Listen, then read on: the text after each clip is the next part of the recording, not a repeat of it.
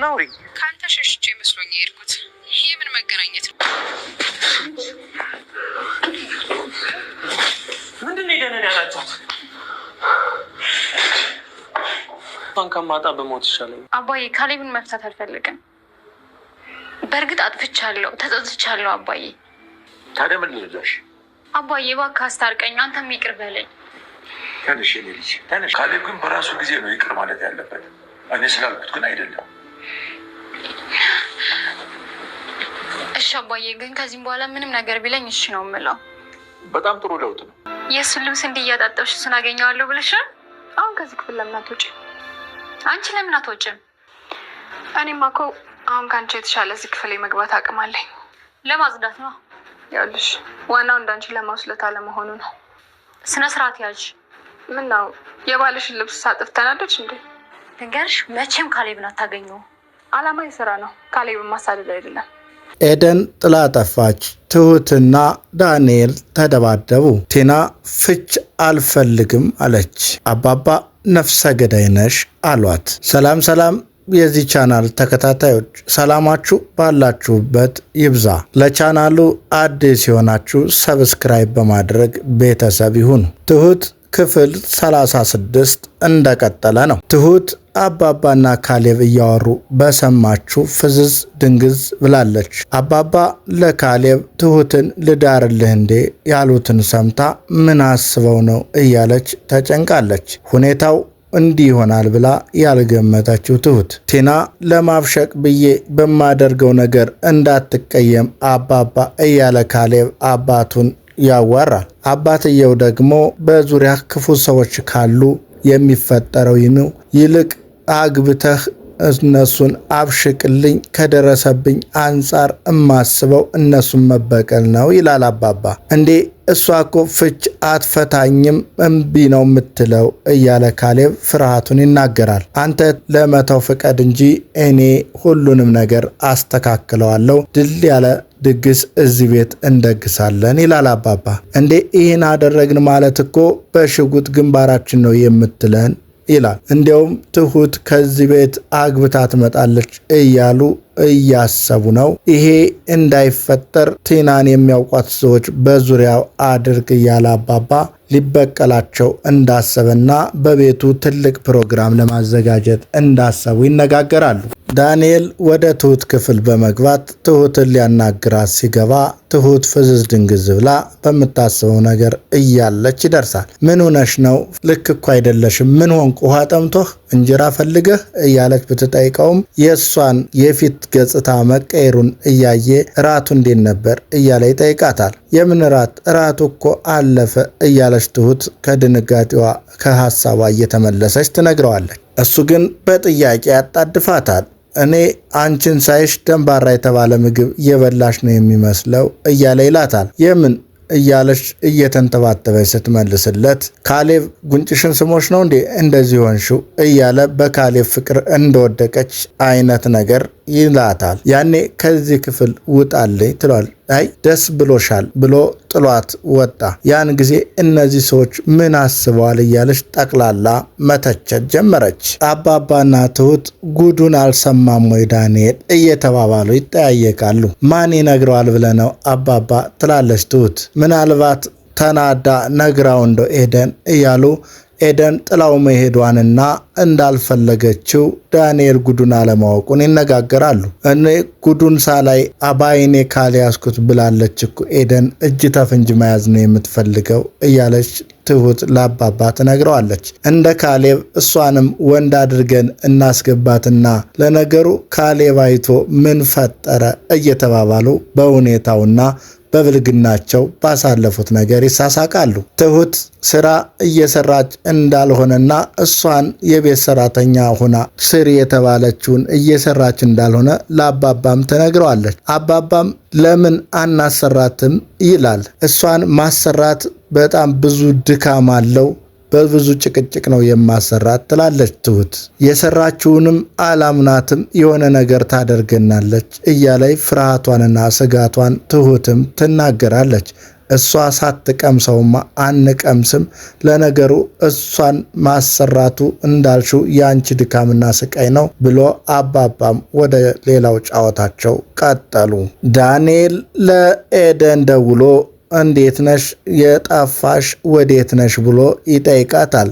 ወይ ለካ አልነገርኩም መንገር ስላላስፈለገ ነው ሰፈር ቀይር ያለው እኮ ይላል። እንዴ አላወቅሽኝም እንዴ ዳኒ ነኝ እያለ ቢያናግራትም እባክህ አውቄሃለሁ ለአንተ መንገር አያስፈልግም እንዴት ትቀልጃለሽ ይላታል። የቀለድክብኝማ አንተነ ጊዜን የተጫወትክብኝ። እሺ የት ነሽ እንገናኝ ቢላትም ለአንተ ላለመገናኘት እኮ ነው ሰፈር የቀየርኩት በማለት ስልኩን ዘጋችበት። እሱም ተናዶና አብዶ ወደ ቤት ይመለሳል። ዳንኤልም በፍጥነት ወደ ቤት ከተመለሰ በኋላ ኩሽና ትሁት ጋር ገብቶ ዘሎ አንገቷን በማነቅ ሊያስፈራራትና ሊመታት ለምን ነገርሻት እያለ ሁሉንም ሚስጥር ትሁት ታውቃለችና ከቲና ጋር ያለውን የብልግና ገንዘብ ለማግኘት ቤቱን ለመሸጥ እህቴ ናት ያለው ሚስቱ እንደሆነች ለኤደን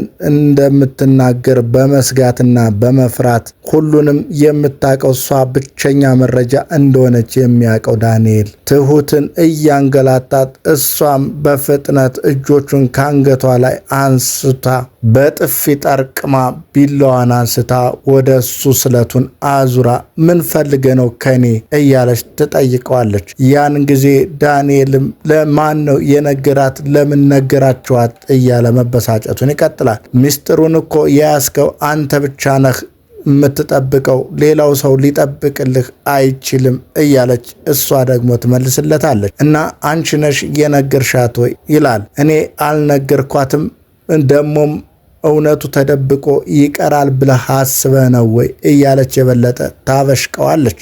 ከዚህ ክፍል ውጣልኝ እያለች እያስፈራራችው ነው። ነውስ ለቲናም ልናገር እያለች ከድጡ ወደ ማጡ የሆነበት ዳንኤልን ስታስፈራራው ከኩሽና ውልቅ ብሎ ወጣ።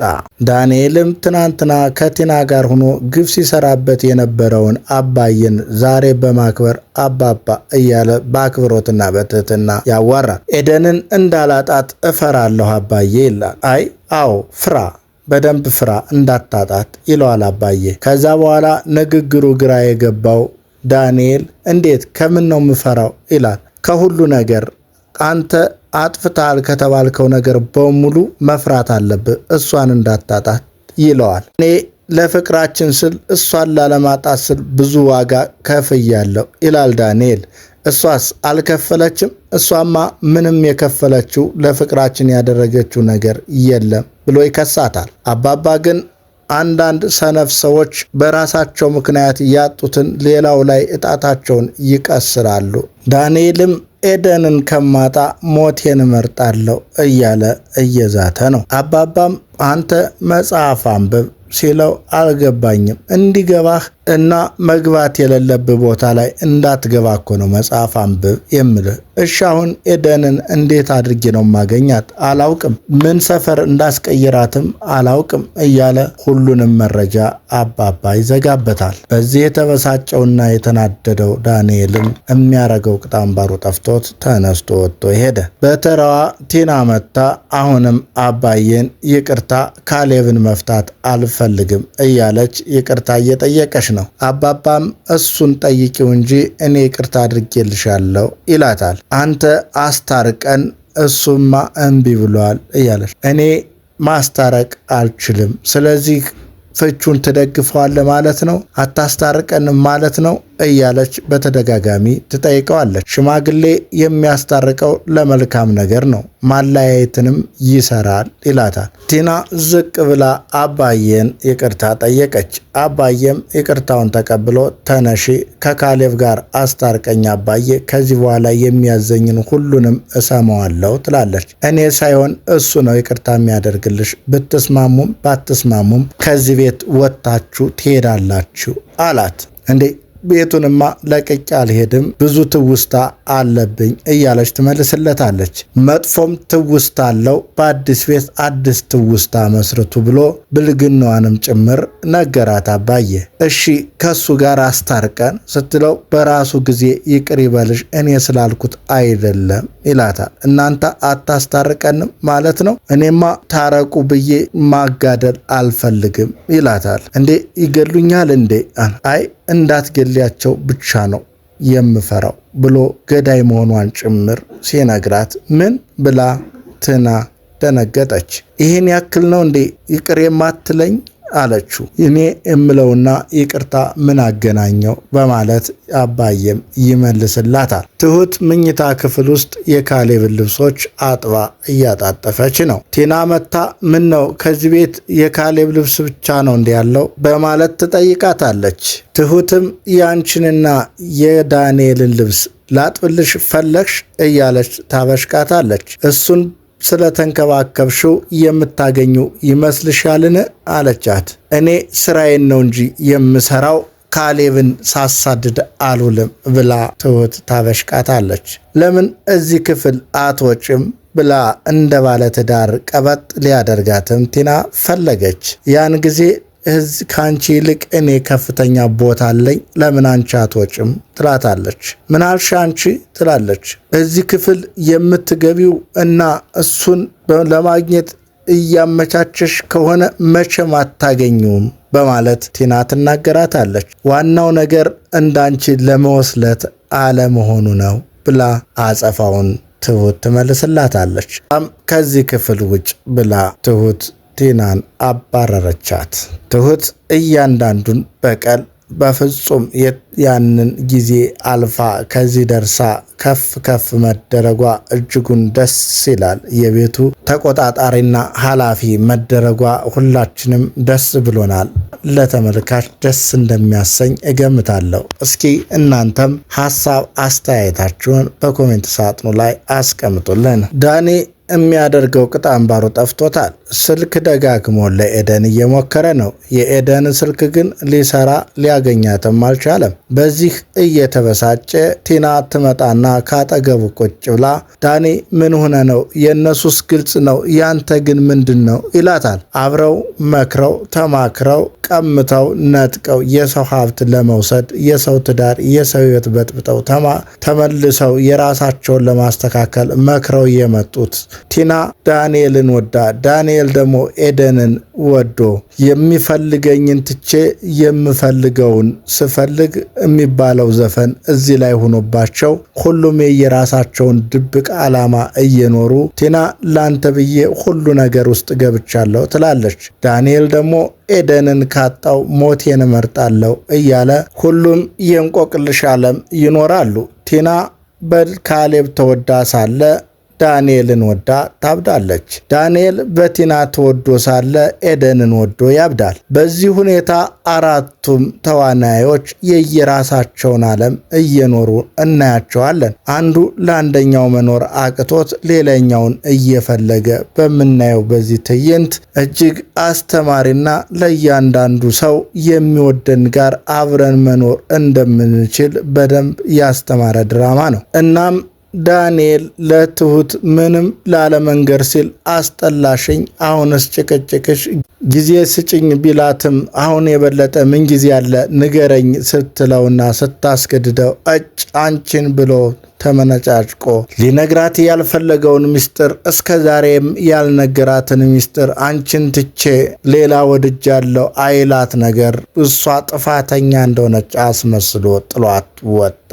ዳንኤል ኤደንን ማጣቱ ግራ ገብቶታል። የትሁትን እርዳታ ፈልጎ ወደ ኪችን ገብቶ እባክሽ እርዳታሽን ፈልጌ ነው፣ ምን ልርዳህ ትለዋለች። እኔ ካሌብ አላማረኝም፣ ሁኔታው አልተመቸኝም፣ እባክሽ አንቺን እንዲመርጥ አድርጊልኝ፣ ኤደንን ይተውልኝ፣ ኤደንን ካጣው መኖር አልችልም እያለ ትሁትን ይማልዳል። እንዴ እንዲህ ከማደርግ አንተን ወደ ኤደን መመለስ ይቀለኛል ትለዋለች ትሁት። አይ እስኪ አንቺን እንዲወድና አንቺን እንዲመርጥ አድርጊልኝ ይላል። ኦኬ እንዳልከኝ ልታዘዝል፣ አሁን ልክ ብለሻል እያለ ኤደንን ትቶ ትሁትን እንዲያገባለት ይፈልጋል።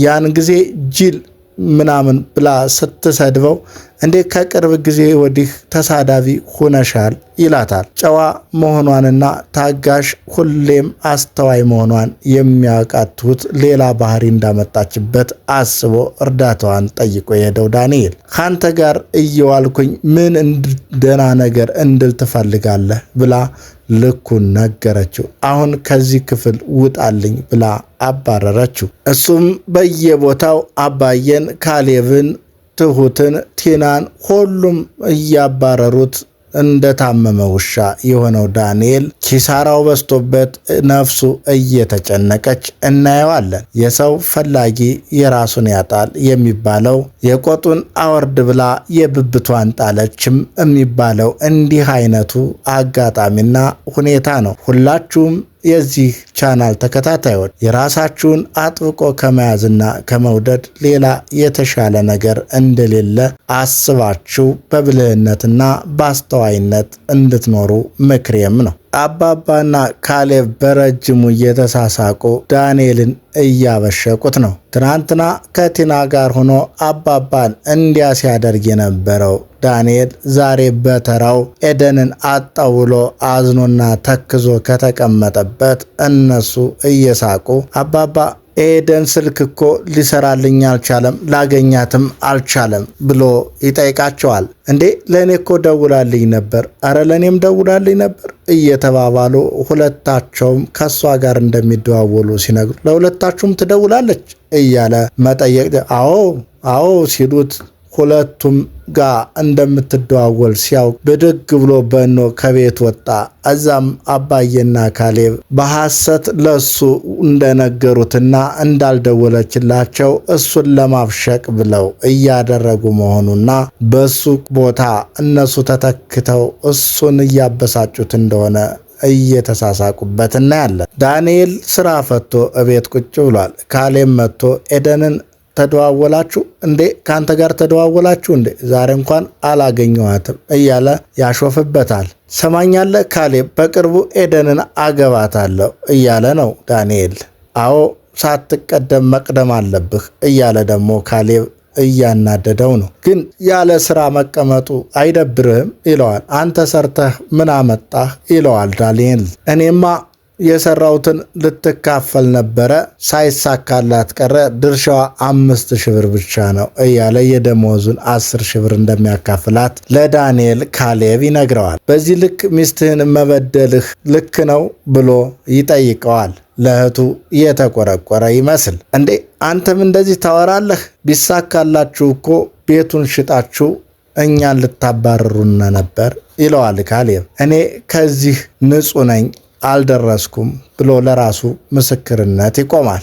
ከቲና ጋር ለሀብት ብለው መግባታቸውንና ቤቱን ወስደው ያለያም ደግሞ ከአባዬ ሚስጥር ጠባቂ ሆኖ 4 ሚሊዮን ለመውሰድ ካሌብ የሚያቅበት ያልመሰለው ዳኒ ያዞንባውን ለካሌብ ሊያሳይ ይሞክራል። ካሌብም ከዚህ ስትርመጠመጥ ኤዱን እንዳታጣት መልካም የመቀመጥ ቀን ብሎ ጥሎት ሄደ። ዳንኤልም እኔ አንድ ነገር ልንገርህ፣ አይ ልሰማ አልፈልግም ይለዋል።